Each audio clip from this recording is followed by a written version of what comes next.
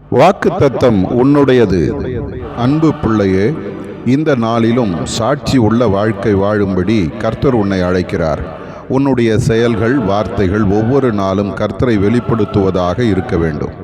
ஆண்டவர் உன்னுடைய வாழ்க்கையில் செய்த அற்புதங்களுக்கு நீ சாட்சியாக இருக்க வேண்டும். சில நேரங்களில் கர்த்தர் செய்த நன்மைகளை மறந்து ஆண்டவர் எனக்கு என்ன செய்தார் என்று புலம்புகிறாயிரு. நீங்கள் எனக்கு சாட்சிகள் என்று கர்த்தர் சொல்லுகிறார். எப்படி சாட்சிகளாக வாழ முடியும்? ஒவ்வொரு நாளும் கர்த்தரை உயர்த்தும் துதி உன்னுடைய வாயில் இருக்க வேண்டும்.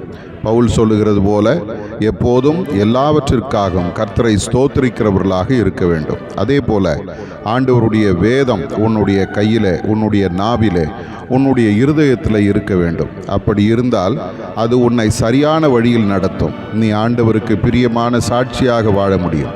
ஆகவே இந்த நாளிலே ஆண்டவரை எப்போதும் துதிக்கிறவர்களாகவும் கர்த்தருடைய வார்த்தையை எப்போதும் சுமக்கிறவர்களாகவும் நாம் மாறும் பொழுது ஆண்டவர் நம் மூலமாக மகிமைப்படுவார், நம்மை ஆசீர்வதித்து மேன்மைப்படுத்துவார். கர்த்தர் உங்களை ஆசீர்வதிப்பாராக. ஆமென்.